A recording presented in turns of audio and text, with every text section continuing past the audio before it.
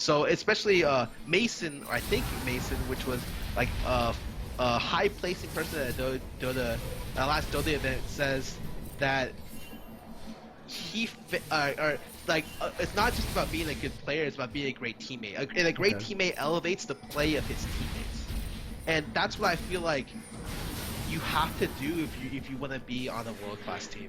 Sorry about that. That's something that's came over.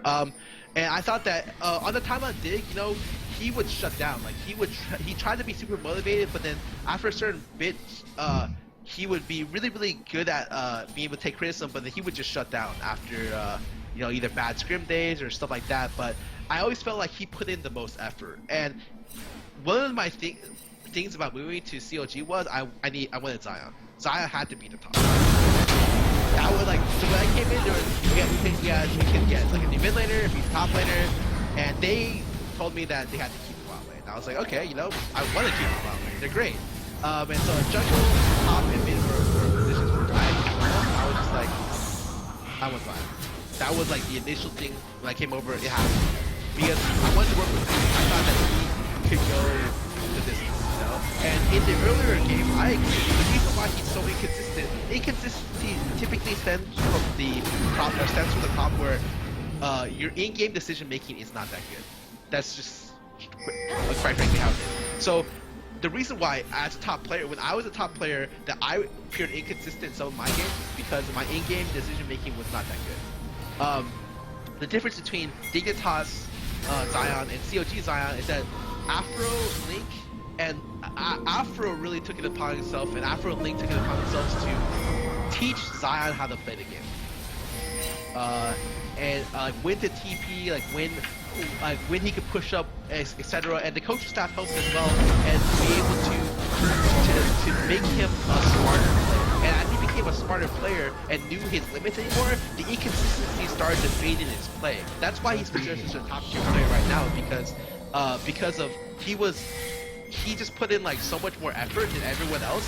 And the most important thing is that he puts effort into wanting to being a good teammate. He wants to be the best teammate. He always wants to know what he can do for other players. And he, as soon as his decision making was fixed or like helped along the way by CLG, he became like this, who I think is probably the best top laner today, or if not top two. I think him and Impact are very close right now. So when you took over as the coach of CLG, the timeline of when it happens means that the year before Monty had been the coach, and famously his actual stock as a coach was really low at the end, because they've been one of the top teams for the whole split, and they've gone to Korea, and people obviously were hyping them. Oh, if they go to Korea, they're going to be super good. They're going to get the highest time change.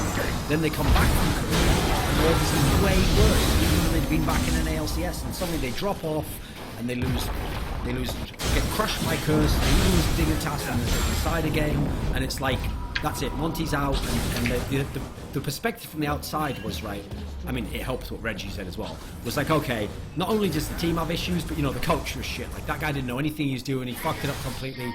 Now, the problem is, when you come into the equation, people are like, okay, we love Skara, great personality. Initially, everyone's like, okay, everything's fixed. Like, you're doing really well in the league, similar as it was the season before.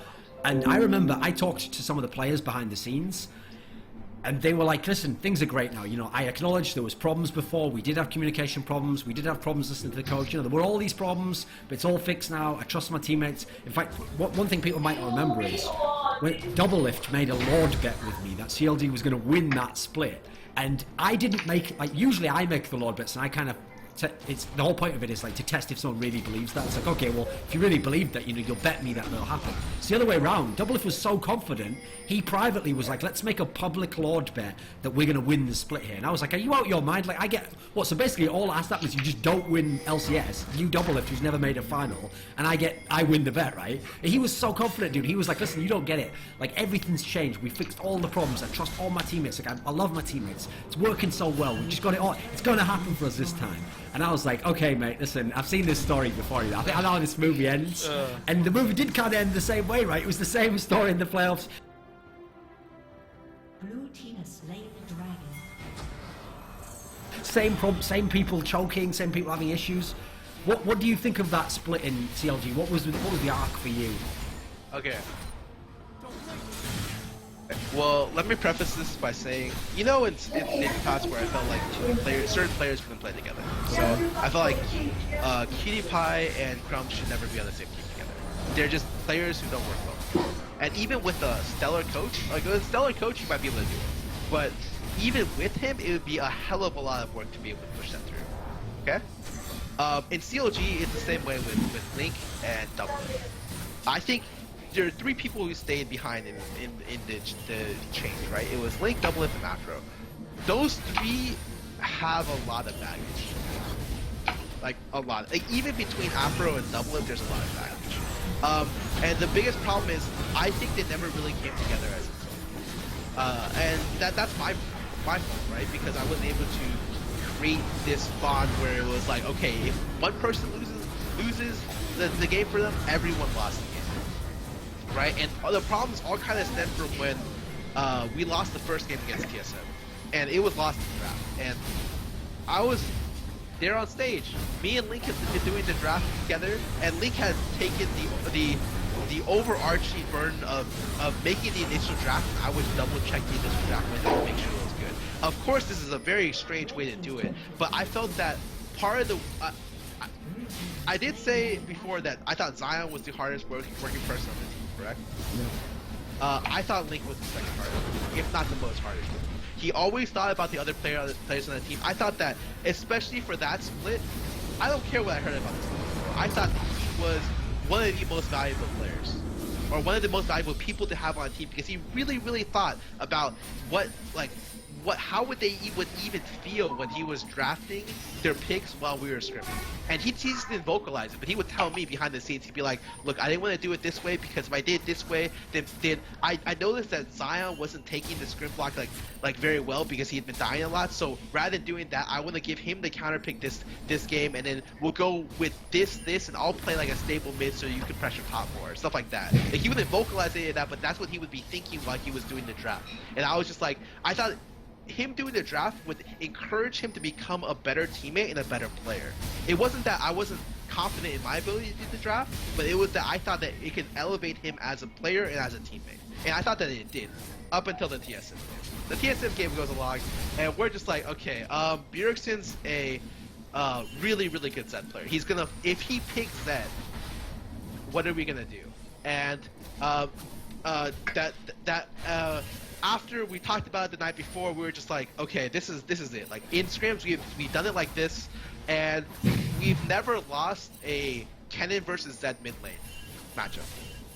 Kennen with cost 5, super hard to kill with Zed, and it's super free. Once Kennen gets Zanya's, we can just team fight, and Zed can't do anything, especially because Kennen will be taking these shots. So that was the gameplay going in, but while we were doing the comms during the middle of the game, Zion was like, we get to the last pick, we had flex picked Kennen originally, and Zion was like, I want to take Kennen into this matchup top. And Link doesn't want to be the person who says no. That was my job there, and I didn't catch on to it, and so Link was like, yeah, just pick me Ari. And I the very first thing, like, it was like really late, because the original idea was to pick Kennen for mid lane and pick something else for top lane, but Zion thought he could smash his lane with Kennen, and Link didn't want to say no, and I didn't want to say no. And because of that, after the game, people were like, wow, you know, Link's so cocky, he took a skill matchup against the best Zed in North America, which at the time I think was very true, and probably is very close to being true. Like, his Zed is super good. Yeah, sure. But like, that wasn't the general idea going in, but after that point, like, the old baggage started coming back. It was like, well, you know, I don't know why Link plays this character, because historically he's never been able to carry on it. Like, stuff like that, that is like what I'm hearing behind the scenes, and it's just like ridiculous almost, because rather than people thinking, oh, you know, it's an entirely new split, we're gonna go forward with this, it's just like, I can't believe that happened. I can't believe the draft happened. I can't believe that so-and-so. And so, like, people started questioning his draft, his ability to play. And the thing is, I felt at the time that Link was one of the more valuable players in the team. He was one of the only people who was forward-thinking, and the person who watched the Asian leagues the most. He would stay up for hours every night to watch more VODs than anyone else in the house. I guarantee you, he was watching more than anyone else, and no one else was really kind of watching it for him, watching it instead of him. Like outside the coaching staff, and I definitely watched way less than he did because he just went insane about it. But I felt that as soon as people just lost confidence in his ability to play, he got like really frustrated with it and felt that he was putting in way more effort than other people were putting in outside of Zion for the most part. And I think in general that caused, and at the very end of the split, we weren't able to finalize an identity for the split because at the time we were still, we eventually turned draft control over to me, which is fine. But I don't think it should have been changed in the middle of the split, especially not 2 weeks before the split ends. I think that Link has been doing a great job outside of specific situations, and in those situations, that's when like some extenuating circumstance comes up, which I could have cut Axe into. But rather than that being the case, it was like, okay, well, people lose confidence in him, so I would just do the draft. But at the time, like I wasn't as good as a drafter as he was. Yes, so kind of near the end of the split, we changed drafting over because everyone was getting annoyed at Link's drafts. And in general, I felt that Link did drafts really well. But, you know, he has problems in his drafts for sure. Stuff that I could have fixed, me and Tony could have fixed on the sidelines, so I didn't necessarily think that he was doing a poor job. But with a lot of people doubting his ability to draft, it got changed over to me. And at the time, especially when we changed over drafting, I didn't think that was the right thing to do. I thought we should do it later in this, like next split, if anything. But let's just consider that whatever. I wasn't as good as a drafter as he was because I wasn't taking all these things into consideration, as well as the fact that I wasn't watching like as many VODs as he was at the time. And so because of that, I would always go over the draft of like every region, but I wasn't watching how the drafts played out enough for the most part, and so I wasn't able to make great drafts, especially when I first started drafting, and then going into the finals week. So to preface this, so Link made a paragraph like every week or every other week of LCS where he would give out champions for people to play, like where he was like, okay, in Korea, people are doing this. You should consider trying this out and tell me, like, you should consider trying this out, you should consider trying this out. And he would, like, help the players in the team become better. He would sit behind Zion and watch him do stuff and then ask him, you know, why would he do this? Why would he do that when he was doing solo queue, stuff like that. I felt that he tried to contribute a lot into people, like, I felt like he tried to contribute the most to being the best teammate on the team. You know, but then when people lost confidence in him, he kind of just shut down as a player. And then once we got to the finals, because it was a new draft, and I wasn't able to get the identity of the team or how we wanted to play down well enough, because no one wanted to change champions up until the last 2 weeks of scrims, and then we kept getting beat by certain champions that were meta picks, and then we realized that we were just behind in the meta because we had been so focused about trying to find like our identity that we tried to find our identity, but we fell too far behind the meta as we were changing drafters. And so it was just a clusterfuck at the very end, and that was all on me. Like, I wasn't able to bring the team together at the very end to find the identity and to sort out all the problems, you know, help Link with his choking, so to speak. I don't think, by the way, I don't think that's like a really big reason. I don't think he necessarily is a huge choker, or even if he is, there's a lot of ways that you can help a person to put himself continually into high pressure situations so that he can overcome situations like that. But we weren't able to do any of that because we were losing so many scrims, trying to find out a way that we should be playing. And that's kind of how the CLG split that started off so well fell apart near the late game, because in the early beginning, CLG's always been an early game dominant team, largely due to the fact that our 1v2s were super good. But at the time, Darshan and Xfinity weren't really good at initiating or frontlining for the team, and the backline didn't stay together in team fights and didn't team fight well. And so because of that, once we got into playoffs, once people ironed out most of their things, our macro play our rotational play was really good, but our team fight play and our like TP and sieging play was not up to par with other teams. And since we were trying to do too many things at once, I wasn't able to bring the team all together to make it end. So I take all the blame for CLG collapsing at the very end, for the most part. So when you say that, you say like you don't think of Link as a massive choker or whatever. This is something he himself said in his famous, now infamous 17-page document. He made it sound like, you know, it's just a Reddit circle jerk that people say I choke, you know, like people say we choke. Okay, you got to explain that to me then, because here's the thing: when I look at CLG, okay, different people had their own problems and stuff. It's not just all on him, but him specifically is someone where I look at all the playoffs he's played in LCS. And his playoff form just never matched up to his regular season form. It's not that he's a shit player. Actually, I always thought he was a good player because he was very versatile. He had an insane champion pool. Seemed to have a good mind for the game.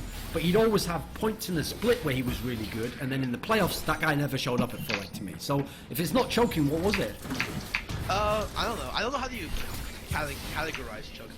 I just felt like maybe in high pressure situations he didn't make the right decision, or he made decisions that were different from what he would usually do.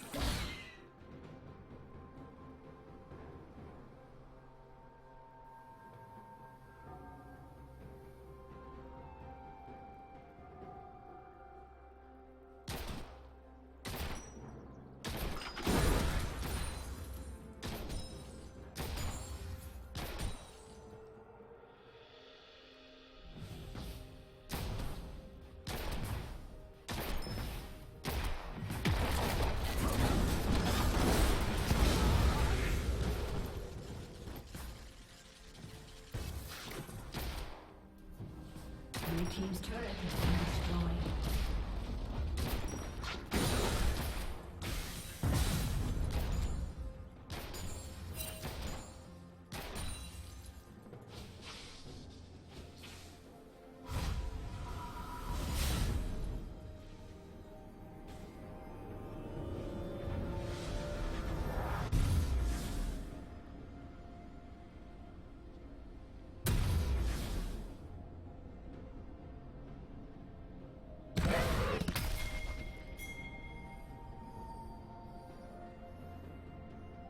Blue team's turret has been destroyed.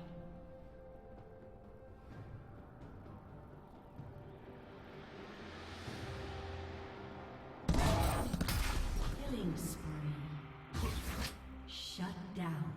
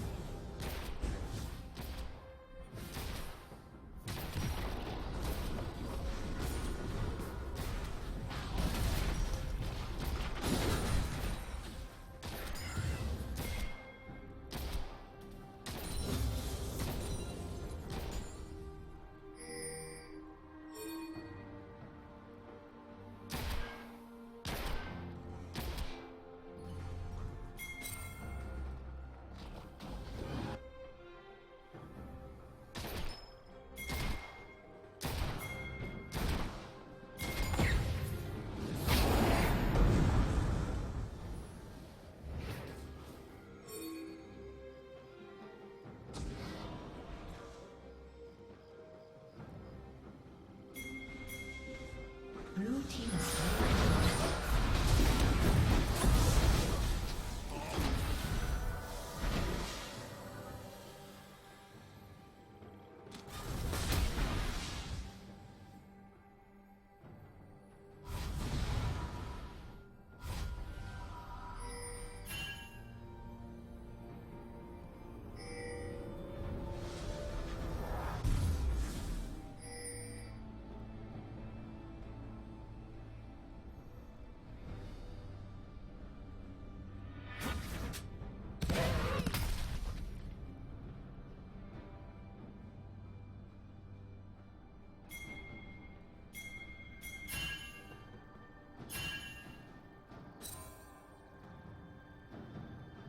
red team double kill. Shut down.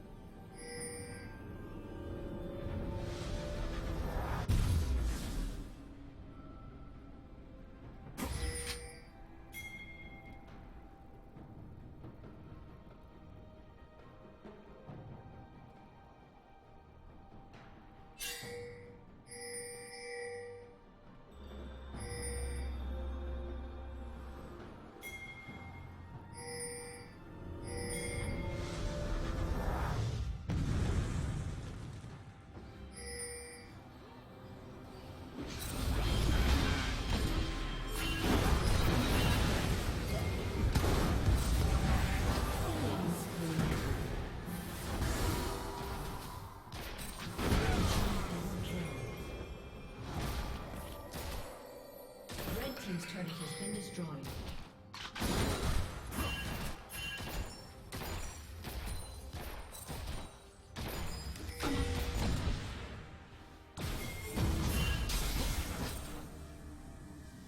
Rampage.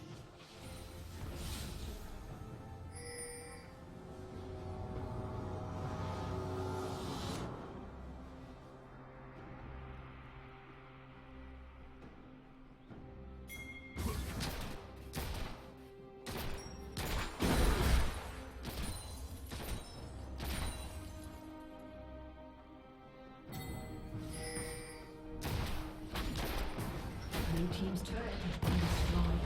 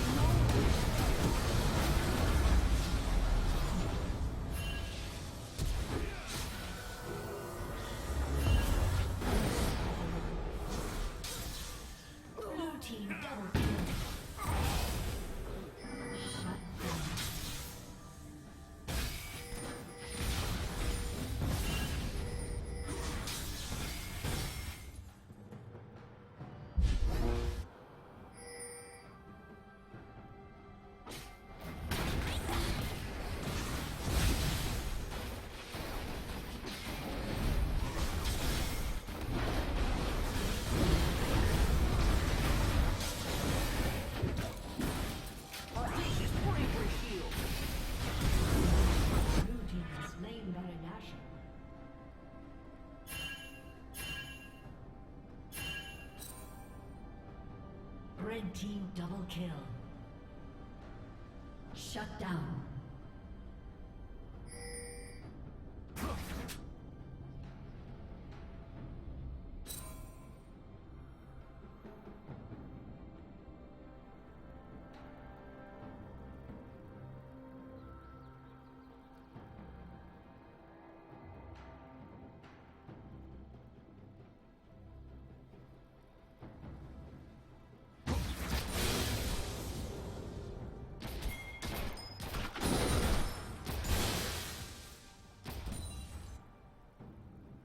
Red team has slain the dragon.